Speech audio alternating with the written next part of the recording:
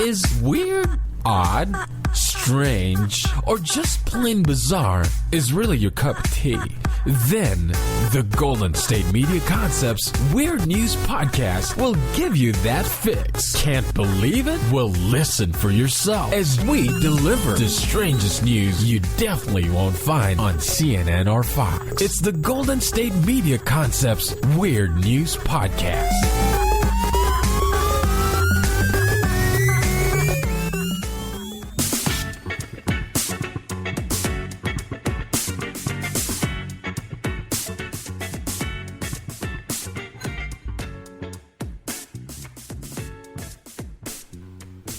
Hello and welcome to the GSMC Weird News Podcast, brought to you by the GSMC Podcast Network. I am your host, Heidi, and I'm joined by the fabulous Sarah. I am ready to hear about weirdness. Oh, good. I have some weirdness for you. Okay. I have, actually, the first story is pretty cute. So it's like, well, cute if you're a dog person, cute. It's weird, funny, and cute. And also, I feel bad for this guy.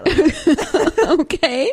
So this is about a man from Arlington, Texas. So not Florida man, but Arlington, Texas. I've been to Arlington. And, maybe you've been to this location.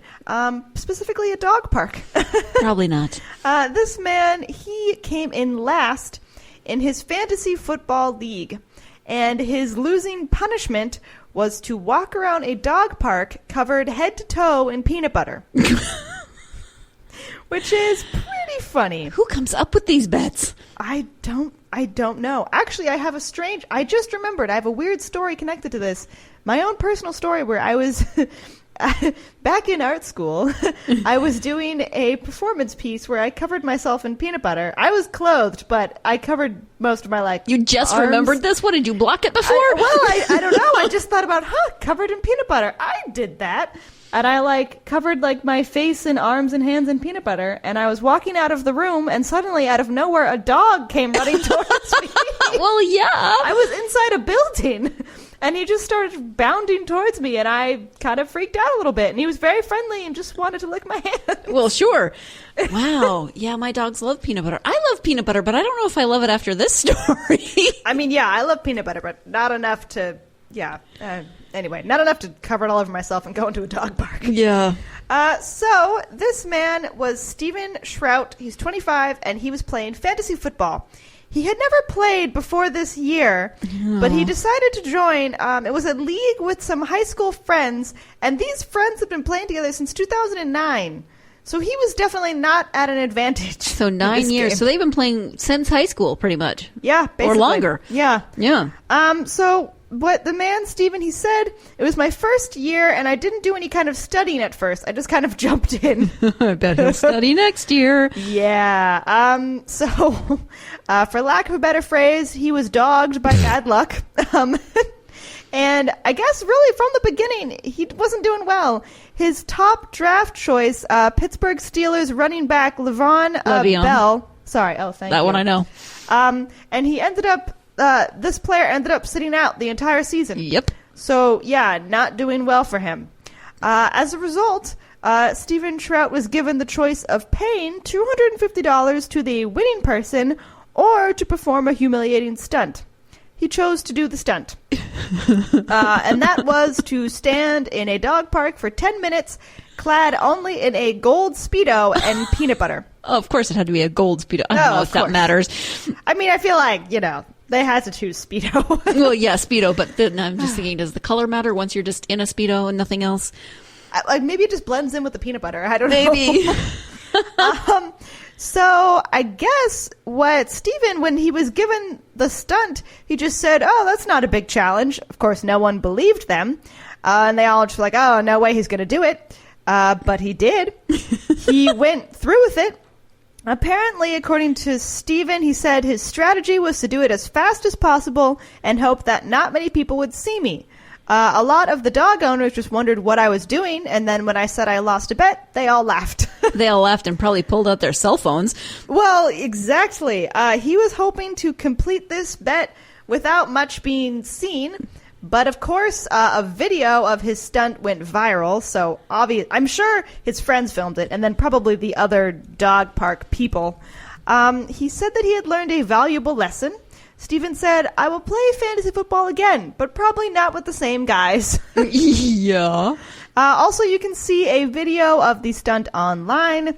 You can see an image. He is really completely covered in peanut butter. And yeah, you're right about the gold Speedo kind of blending in with the peanut butter. Yeah, he looks I like would one imagine. of those painted guys that you see in like Vegas.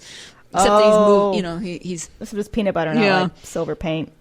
Oh, wow. He really is. Wow. Also, I feel like going barefoot in a dog park would be one of the worst places to go barefoot. Well, yeah. Oh, yeah. That's not a Speedo, but that's okay.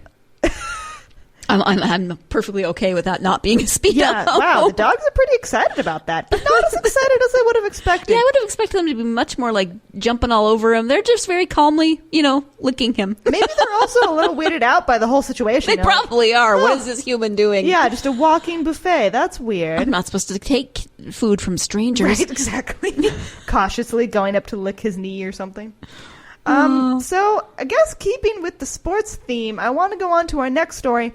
This is not about someone losing a bet, but this is about two baseball players. And interestingly enough, two baseball players who were both named Brady Fiegel.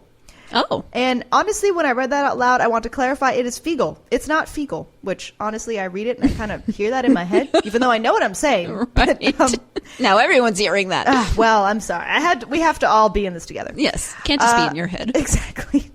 That's why I'm telling you all these crazy stories.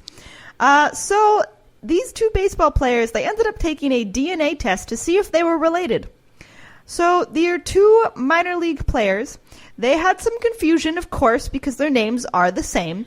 But not just their names, they look really similar. Yeah, they do. So Brady Fiegel is a 6'4" pitcher for the Single A affiliate of the Oakland A's.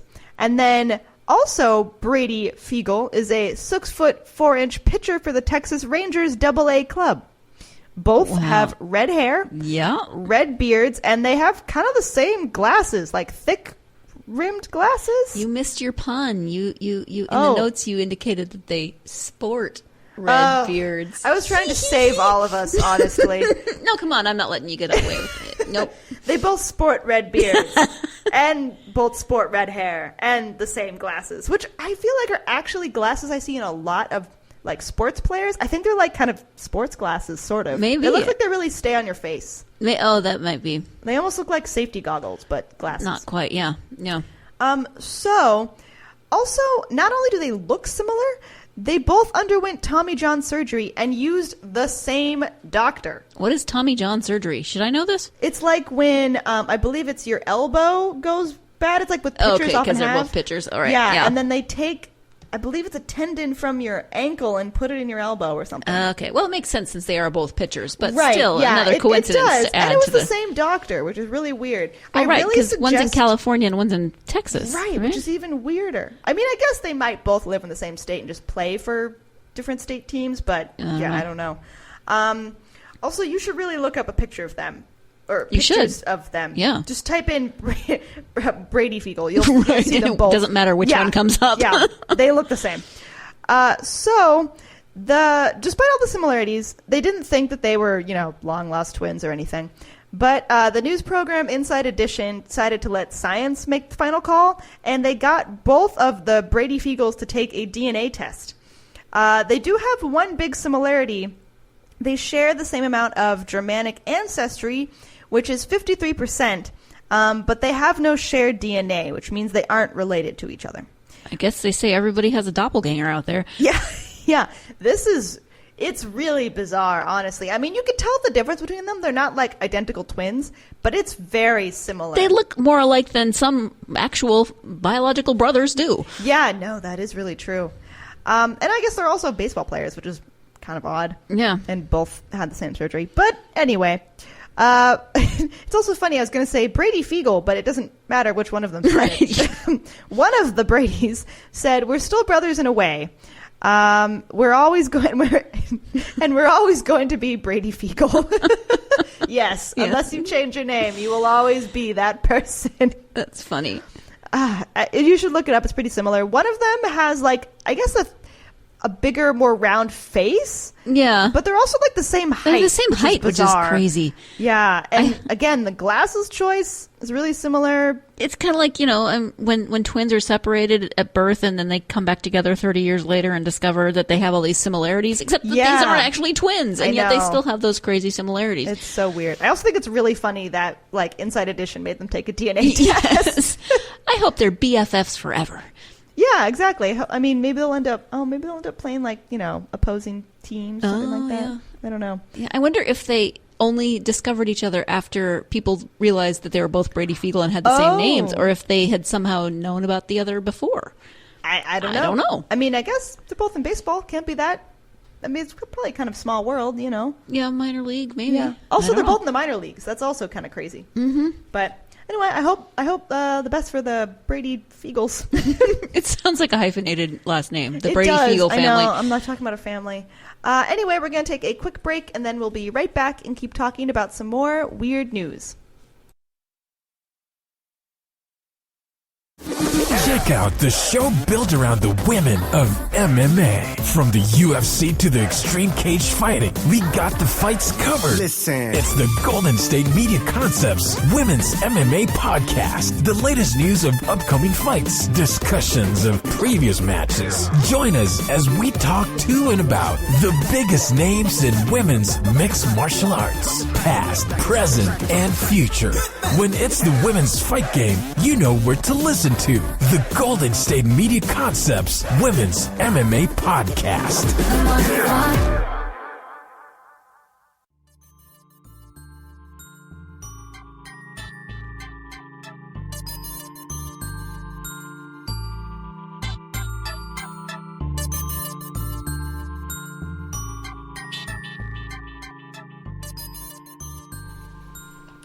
Welcome back to the Weird News Podcast. We are continuing to share some strange and interesting stories. This next one it's really just weird all around because the topic is mummies, not in Egypt, but in Ireland, and then also vandals, which is confusing that someone would come in.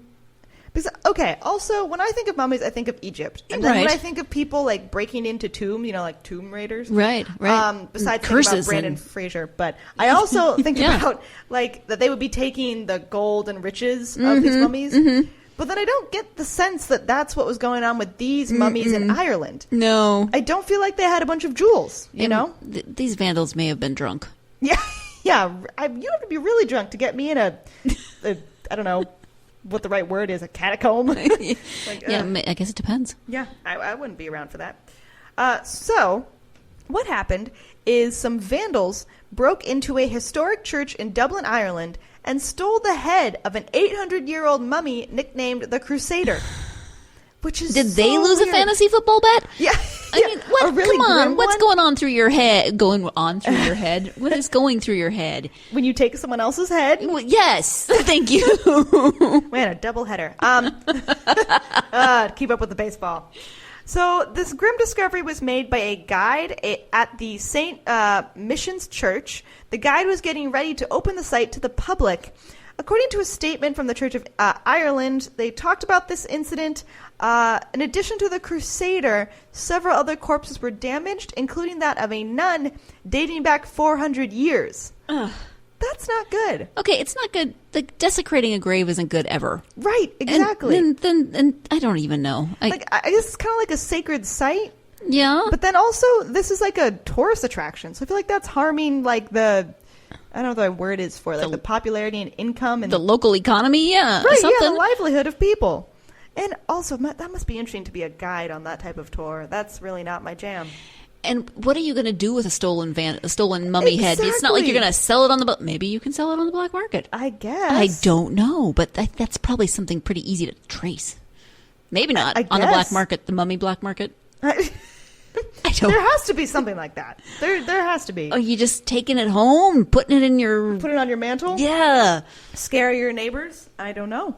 Gosh, I hope they return it, to be honest. So what happened, according to the Archdeacon, David Pierpoint, he said, they broke open that vault. It's a big, heavy steel door, and opened one of the coffins.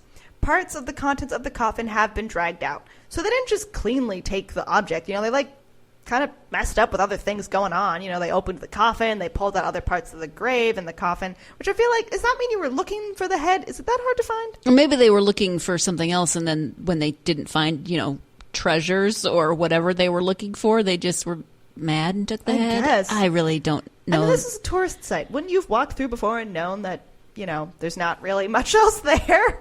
Yeah. I don't know. What a bizarre, Indiana Jones type of thing to happen.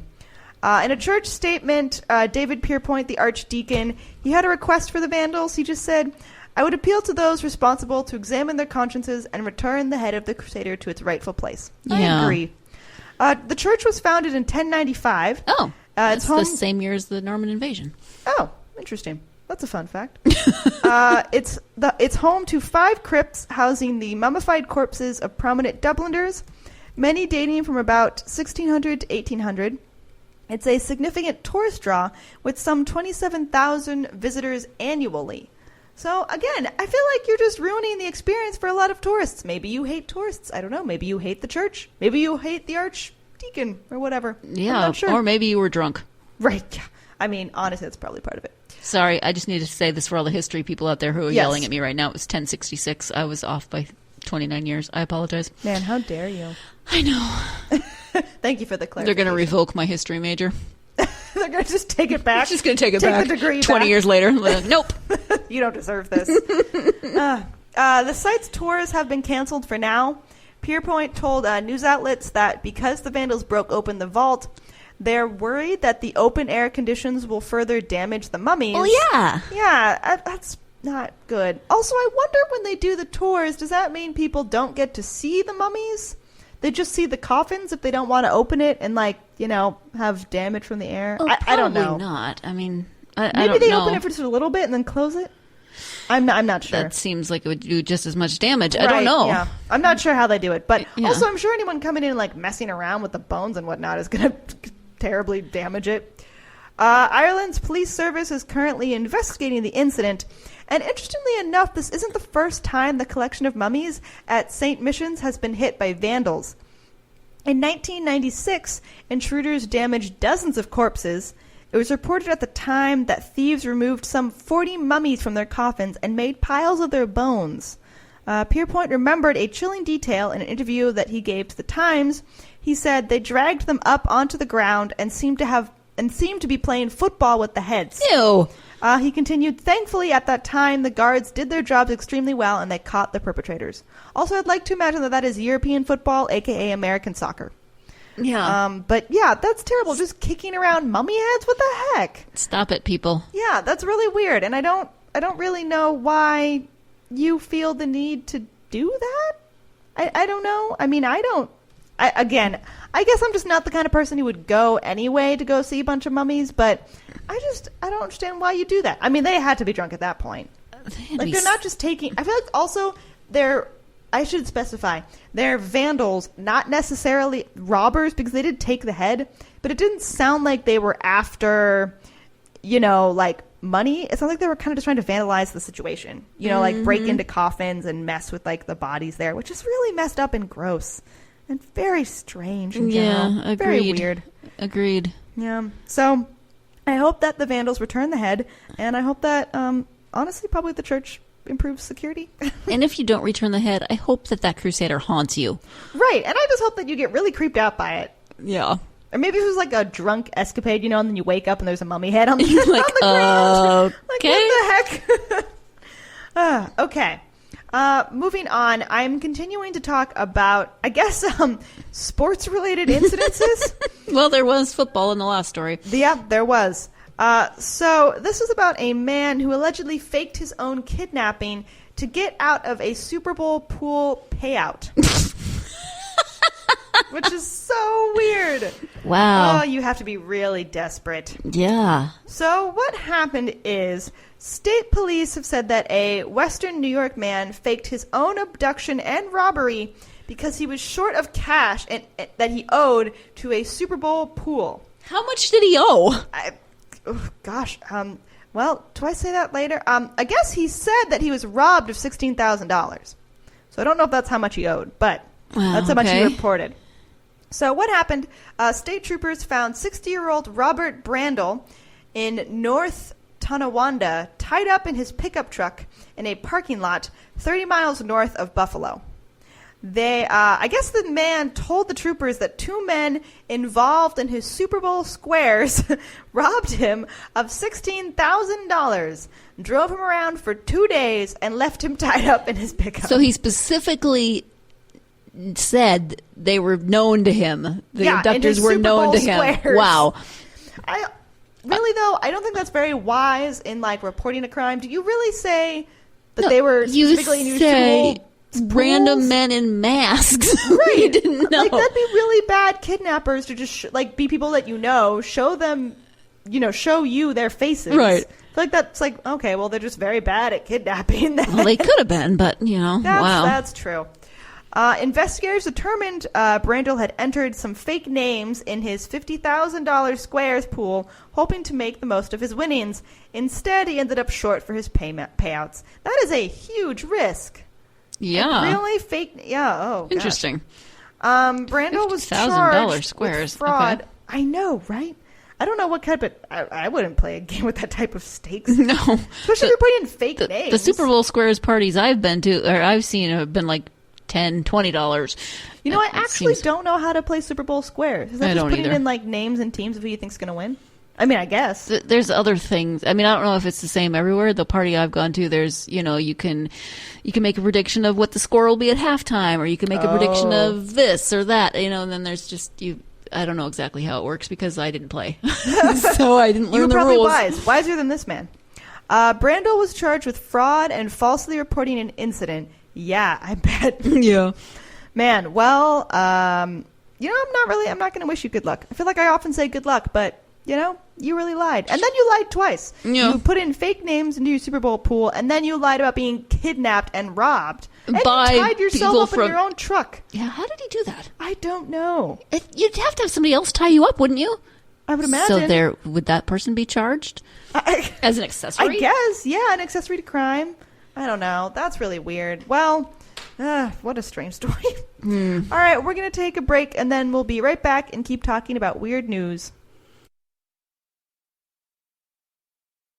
This is your ultimate stop for everything sports. The Golden State Media Concepts Sports Podcast. Should I say more? From the NFL, MLB, the NBA to MMA, it's all in here. The Golden State Media Concepts Sports Podcast. Listen now.